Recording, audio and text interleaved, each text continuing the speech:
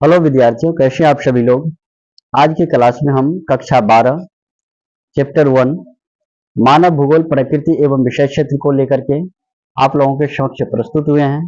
अगर आप Bihar board inter परीक्षा बिहार बोर्ड इंटर परीक्षा 2026 की तैयारी करना चाहते हैं और भूगोल विषय की तैयारी करना चाहते हैं तो इस वीडियो से निश्चित तौर पे जुड़िएगा।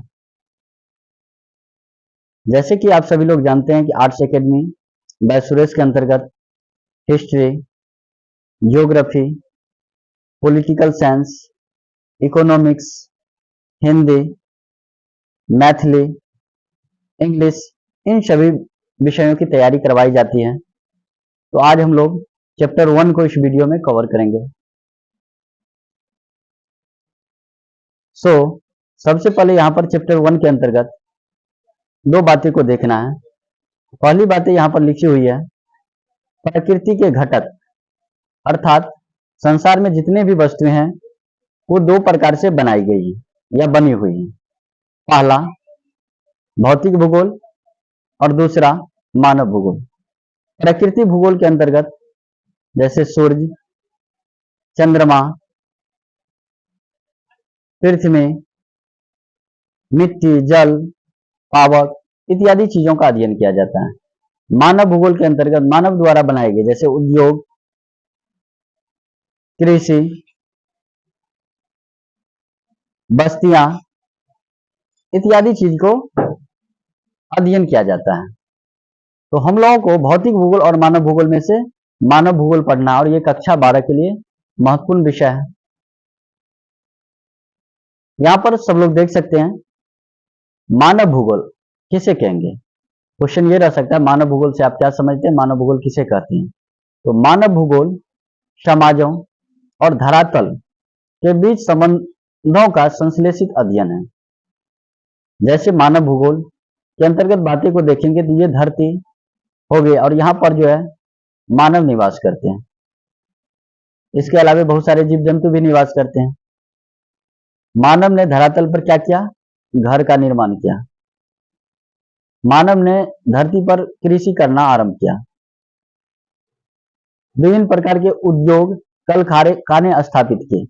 इन सभी के बीच मानव का क्या संबंध है, इन्हीं सब चीजों को हम लोग इसके अंतर्गत मानव भूगोल के अंतर्गत अध्ययन करेंगे। मानव भूगोल के अंतर्गत अध्ययन करेंगे।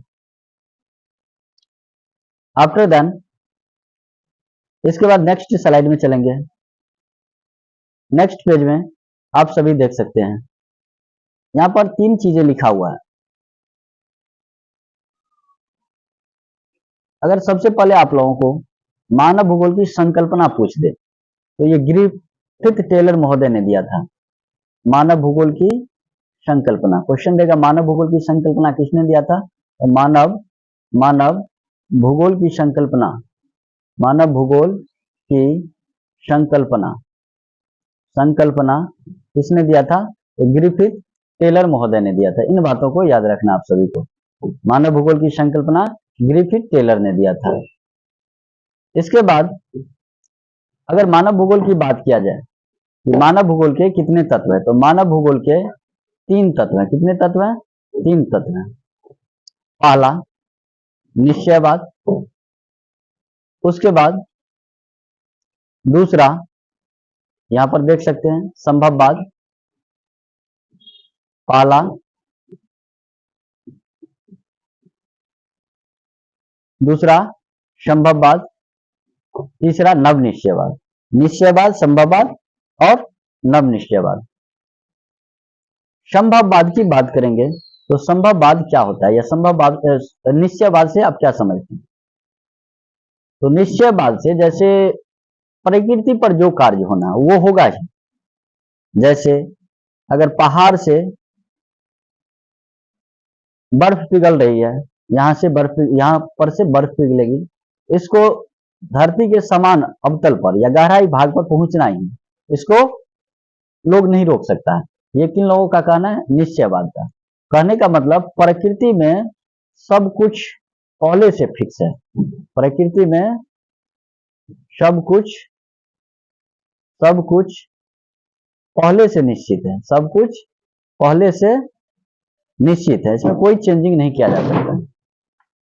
लेकिन उसी के जगह अगर संभववाद को हम लोग देखेंगे तो संभववाद, जैसे कोई चीज संभव हो सकता है, जैसे मानव ने संभववाद के अंतर्गत मानव पृथ्वी पर बदलाव ला सकता है, पृथ्वी पर बदलाव ला सकता है, मानव पृथ्वी पर बदलाव ला सकता है, बदलाव ला सकता है। ये किन लोगों का कहना है? संभववाद का, ला सकता है।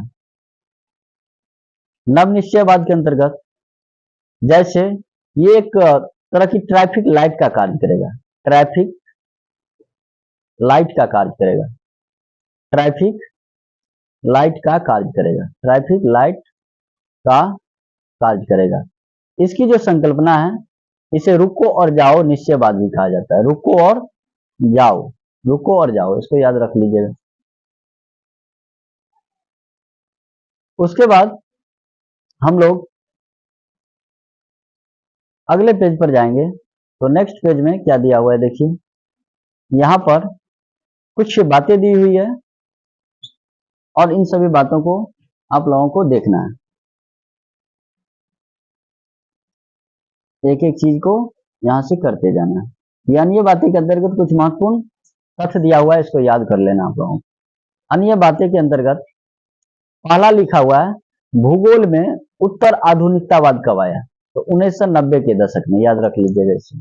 भूगोल में उत्तर आधुनिकतावाद कब आया? 1990 के दशक में।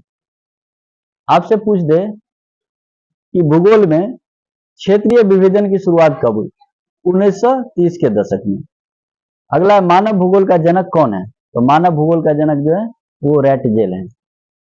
आरंभिक उपनिवेश का युग किसे कहा जाता है? क्या हुआ था आरंभिक उपनिवेश में? तो अन्वेषण और विवरण, मतलब किसी चीज की, बहुत सारी चीजों की खोज हुई थी, बहुत सारे चीजों की खोज हुई थी। यहां पर आप सभी देख सकते हैं एक बुक का नाम लिखा हुआ है, एंथ्रोपोजियोग्राफी। तो इसके जो लेखक हैं वो रेटजेल है। क्वेश्चन रहेगा एंथ्रोपोजियोग्राफी के लेखक कौन है? तो रेटजेल है। या आपके पाठ्यपुस्तक मतलब निम्नलिखित में से एंथ्रोपोजियोग्राफी के लेखक कौन है? तो रेटजेल हो जाएगा। या फिर रेटजेल के पुस्तक का नाम क्या है? तो एंथ्रोपोजियोग्राफी। नेक्स्ट है रुको और जाओ की संकल्पना, किसने दिया था? ग्रिफिथ टेलर ने दिया था, मानव भूगोल की संकल्पना से संबंधित थी। आपसे पूछ दे भूगोल का जनक कौन है? तो भूगोल का जनक इरेटोस्थनीज है, भूगोल का जनक इरेटोस्थनीज है, भूगोल का जनक इरेटोस्थनीज है, इसको याद रखिएगा। नेक्स्ट बातें आप सभी देख सकते हैं यहाँ पर, और नेक्स्ट पेज का हम लोग स्लाइड ले लेंगे। अब जो है इस चैप्टर का ऑब्जेक्टिव टाइप क्वेश्चन जो है जितना बन रहा है सारा का सारा बना के लाया गया आप लोगों को। अगर आंसर आता होगा तो इसका आंसर कीजिएगा। यहाँ पर देख सकते हैं अभ्यास, और आप लोगों के पास 12वीं का बुक होगा, 12वीं क्लास का बुक एनसीईआरटी का होगा, उसको पलटा के रख सकते हैं, तो इसका भी पीडीएफ आप लोगों को मिल जाएगा। पहला क्वेश्चन, निम्नलिखित में कथनों में से कौन सा भूगोल का वर्णन नहीं करता है? पहला है समकलनात्मक अनुशासन, दूसरा है मानव और पर्यावरण के बीच अंतर संबंधों का अध्ययन, तीसरा द्वैधता पर आश्रित, चौथा है प्रौद्योगिकी के विकास के फलस्वरूप आधुनिक समय में प्रासंगिक नहीं। तो अगर भूगोल में देखें हम लोग तो समकलनात्मक अनुशासन होता है, समय के अनुसार सारा चीज चेंज होते जाता है। अब ये देखे थे मानव और पर्यावरण का मतलब आदमी और धरातल के संबंधों का किस तरह से हम लोग मानव भूगोल में अध्ययन कर रहे थे, ये भी इसका आंसर होगा। लेकिन क्वेश्चन यहाँ पर देखना है नहीं पूछा हुआ है। अगर केवल रहता है भूगोल का वर्णन करता है तब तो सब आंसर हो जाता है, एक से अधिक हो जाता है। एक दूसरे पर जैसे संभववाद, निश्चयवाद, अनिश्चयवाद, ये सारा का सारा एक दूसरे पर आश्रित है। लेकिन कह रहा प्रौद्योगिकी के विकास के फलस्वरूप आधुनिक समय पर प्रासंगिक नहीं, ये प्रासंगिक है, यहाँ जो नहीं जोड़ दिया है, इसीलिए इस क्वेश्चन का आंसर डी हो जाएगा। इस क्वेश्चन का आंसर क्या हो जाएगा? डी हो जाएगा। उसके बाद नेक्स्ट स्लाइड पर आइए और अगले क्वेश्चन को देखिए। नेक्स्ट क्वेश्चन,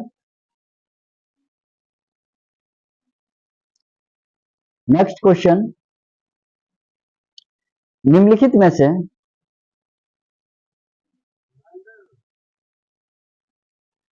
से कौन सा एक लोगों और पर्यावरण के बीच अनुन्याय क्रिया का सर्वाधिक महत्वपूर्ण कारक है?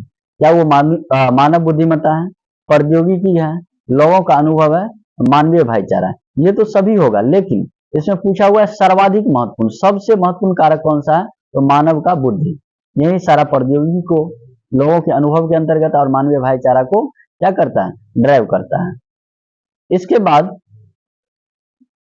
नेक्स्ट क्वेश्चन देखिए, अगला जो क्वेश्चन दिया हुआ है, निम्नलिखित में से कौन सा एक मानव भूगोल का उपागम नहीं है? निम्नलिखित में से कौन सा मानव भूगोल का उपागम नहीं? क्षेत्रीय विभिन्नता है, मात्रात्मक क्रांति है, स्थानिक संगठन है और अन्वेषण और वर्णन है। तो मानव भूगोल का पूछ रहा है, तो मानव भूगोल का जो उपागम नहीं है वो क्षेत्रीय विभिन्नता, मात्रात्मक क्रांति भी आई थी, स्थानिक संगठन और अन्वेषण और वर्णन।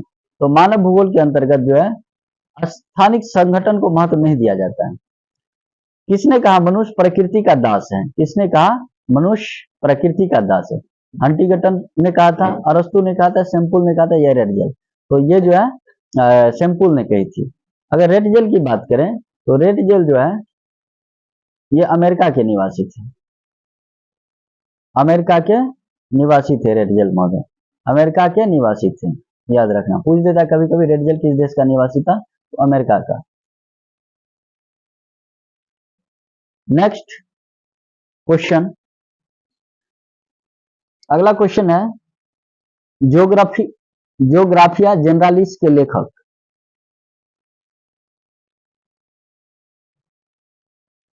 क्या है क्वेश्चन अगला? अगला है ज्योग्राफिया जनरालिस के लेखक कौन थे? तो वो वारेनियस थे। कौन थे? वारेनियस थे। रेडजेल अमेरिका के निवासी थे। डार्विनवाद ने जैविक सिद्धांत दिया था। सेम्पुल ने जो है ये मनुष्य प्रकृति के दास है, इस तरह से स्टेटमेंट दिया था। इन चीजों को आप लोग याद रखिएगा। अगला क्वेश्चन 1990 का दशक भूगोल के किस उपागम के लिए जाना जाता है?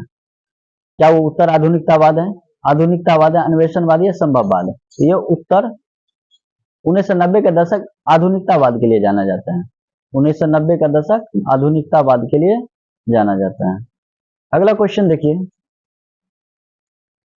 संभववाद शब्द का प्रयोग, संभववाद शब्द का प्रयोग किसने किया था? संभववाद शब्द का प्रयोग किसने किया था? रेडजेल अमेरिका के निवासी थे, सेम्पुल रेडजेल की शिष्या भी थी, और प्रकृति मनुष्य का दास है, इस तरह के स्टेटमेंट दिया था। लेकिन संभववाद शब्द का प्रयोग ब्रून्स ने किया था। संभववाद शब्द का प्रयोग किसने किया था? ब्रून्स ने किया था। संभववाद शब्द का प्रयोग ब्रून्स ने किया था। इन चीजों को आप लोगों को याद रखना है। एक और क्वेश्चन है यहाँ पर, कौन मानव भूगोल की मूलभूत आवश्यकता से संबंधित नहीं? कौन मानव भूगोल की मूलभूत आवश्यकता से संबंधित नहीं? कृषि, परिवहन, उद्योग या फिर गृह निर्माण? तो जैसे आप लोग सुने होंगे मनुष्य की 3 मूलभूत आवश्यकता होती है। मनुष्य की 3 मूलभूत आवश्यकता होती है। वो क्या हो गया? वो हो गया रोटी, दूसरा कपड़ा और तीसरा मकान। रोटी, कपड़ा और मकान जो है किसी भी व्यक्ति का 3 मूलभूत आवश्यकता होता है। रोटी की बात करें तो कृषि नहीं करेंगे तो रोटी कहां से आएगी? उसके बाद वस्त्र उद्योग, कपड़ा और गृह निर्माण मतलब मकान, ये तीनों में आ जाएगा। ये करा नहीं है, ये 3 तो है, कृषि, वस्त्र उद्योग और गृह निर्माण, लेकिन इसका आंसर होगा परिवहन। अगर पुरानी समय को देखें तो एक जगह से दूसरे जगह यातायात के लिए परिवहन के साधन नहीं उपलब्ध होने के कारण भी लोग जा आ सकते थे। अगला क्वेश्चन, नेक्स्ट क्वेश्चन देखिए, नेक्स्ट क्वेश्चन क्या है? आप लोग इसका आंसर जानते होंगे तो कमेंट बॉक्स में इसका आंसर पिन कीजिएगा। क्वेश्चन क्या है अगला? अगला है नियतिवादी के विचारक कौन थे? नियतिवादी के विचारक कौन थे? नियतिवादी के विचारक कौन थे? कांट थे, हम्बोल्ट थे, रिटर थे। तो कांट भी थे, हम्बोल्ट भी थे और रिटर, इनमें से सभी इसका आंसर हो जाएगा। इनमें से सभी हो जाएगा। कांट, रिटर और हम्बोल्ट, ये तीनों के तीनों नियतिवादी के विचारक थे। नेक्स्ट क्वेश्चन, भूगोल के कितने घटक हैं? 2 है, 3 है, 4 है या 8 है। अभी देखे थे भूगोल के 2 घटक हैं, कौन कौन सा? एक हो गया मानव भूगोल और दूसरा हो गया भौतिक भूगोल। मानव भूगोल और भौतिक भूगोल जो है ये भूगोल के 2 घटक है। मानव भूगोल और भौतिक भूगोल ये भूगोल के 2 घटक है, याद रखिएगा आप लोग। मानव भूगोल और भौतिक भूगोल भूगोल के 2 घटक हैं।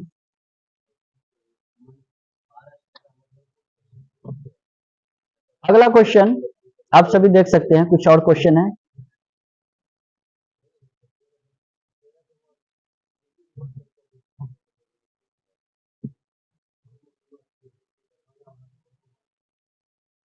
अगला क्वेश्चन,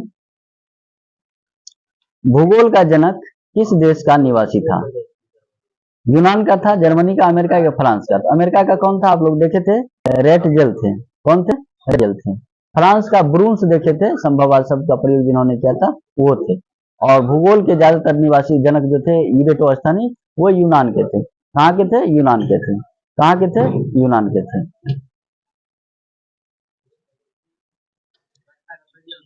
अगला क्वेश्चन है, कौन विद्वान मानव भूगोल से संबंधित नहीं है? तो सैंपल है, रेटजेल है, हंटिंगटन भी है, लेकिन रसेल जो है मानव भूगोल से संबंधित नहीं है। रसेल जो है मानव भूगोल से संबंधित नहीं है, रेटजेल मानव भूगोल से संबंधित नहीं है। उसके बाद अगला क्वेश्चन देखेंगे। नेक्स्ट क्वेश्चन में जो है इस चैप्टर में इतना ही क्वेश्चन बना था, इस क्वेश्चन इतना ही बना हुआ था, तो मैं इस वीडियो में इतना ही रखूंगा। That's all in this video. Thank you.